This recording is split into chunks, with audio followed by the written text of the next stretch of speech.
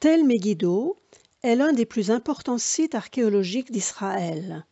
Situé à environ 90 km au nord de Jérusalem et à 31 km au sud-est de Haïfa, ce site nous ramène au début de l'histoire humaine.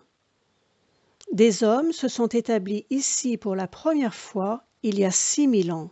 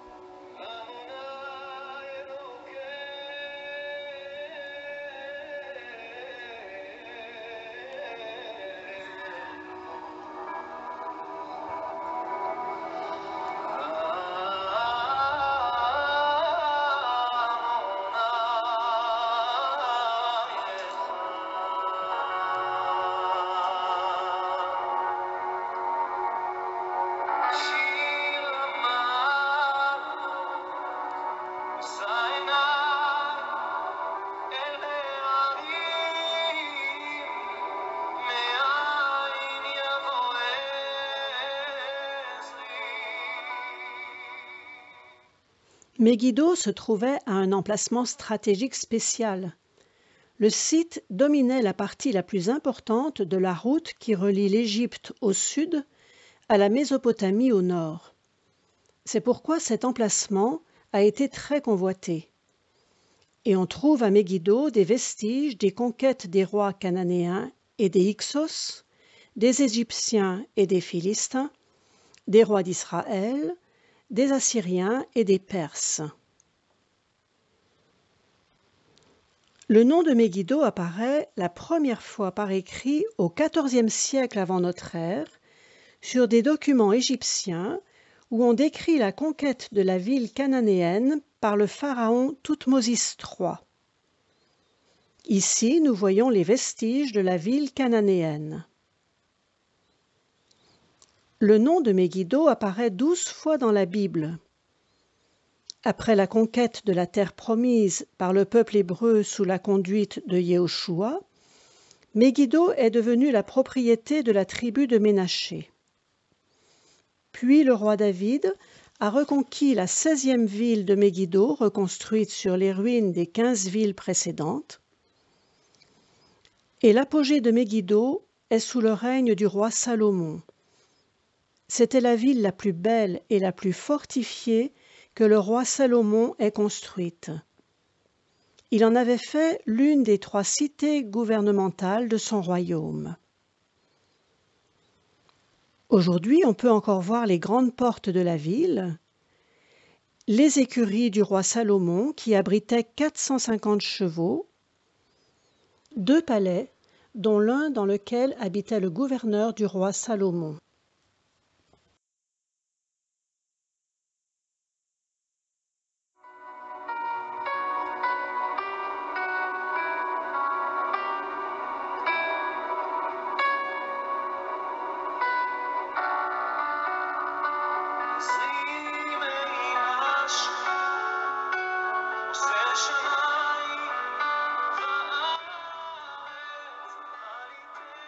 C'est tout près de Megiddo, au mont Tabor, que la princesse Déborah a vaincu Sisera dans la vallée de Jezréel. Au fond, nous voyons le mont Tabor, très facilement reconnaissable par sa forme conique.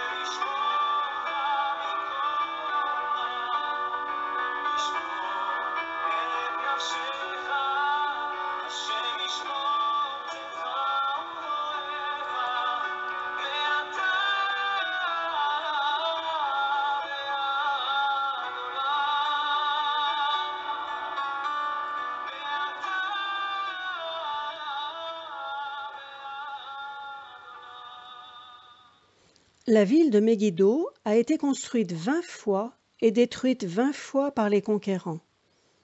On trouve donc ici des vestiges dans 20 couches superposées dans la colline. Megiddo est aussi le berceau d'un développement spirituel et culturel. Ici, on a découvert des lieux de culte datant de moins 3500 ans avant notre ère. Le plus ancien de ces vestiges est un autel circulaire construit en l'an 2700 avant notre ère. C'est cet autel que vous pouvez voir sur l'image.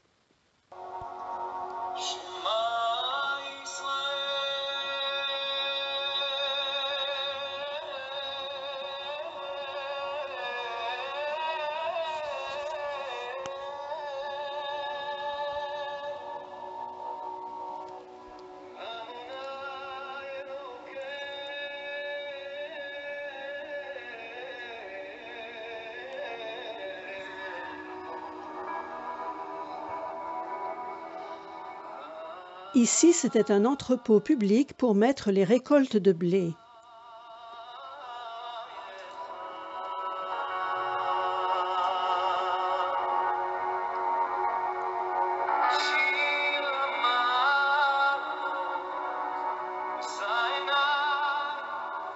Nous nous dirigeons maintenant vers les écuries du roi Salomon. Le premier livre des rois nous dit que Salomon avait autorité sur tous les pays situés entre le fleuve et le pays des Philistins jusqu'à la frontière d'Égypte. Il commandait à tout le pays au-deçà du fleuve et à tous les rois de cette région, depuis Tifsa jusqu'à Gaza, et était en paix avec tous ses voisins d'alentour. Et on nous dit aussi dans le livre des rois que Salomon avait 40 000 attelages de chevaux pour ses chars et 12 000 chevaux de selle. Hachem avait donné à Salomon un très haut degré de sagesse et d'intelligence et une compréhension aussi vaste que le sable qui est au bord de la mer. La sagesse de Salomon était plus grande que celle de tous les orientaux, plus grande que toute la sagesse des Égyptiens. On venait de chez tous les peuples pour se rendre compte de la sagesse du roi Salomon, de la part de tous les rois de la terre qui avaient entendu parler de sa sagesse.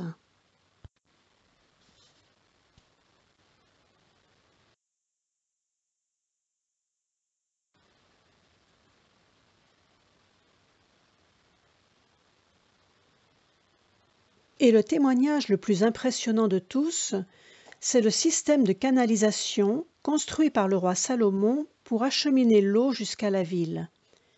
En effet, les sources se trouvaient dans une grotte à l'extérieur des murailles de la ville.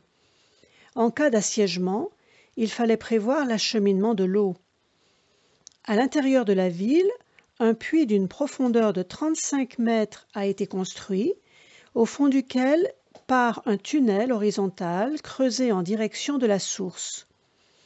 Afin de dissimuler la source et de la protéger contre les ennemis, l'entrée extérieure de la grotte était condamnée par un mur et le mur camouflé par de la roche et du sable.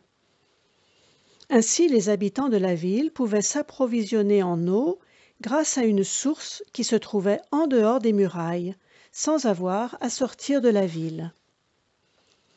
On trouve le même système d'adduction d'eau dans la cité de David à Jérusalem, très probablement construit aussi par le roi Salomon.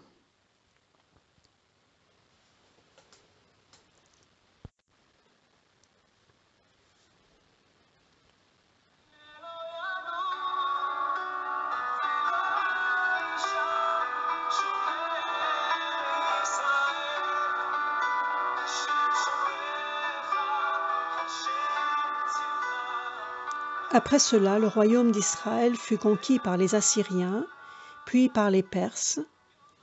Enfin, la ville fut abandonnée au IVe siècle avant notre ère, et depuis, elle ne fut plus jamais habitée.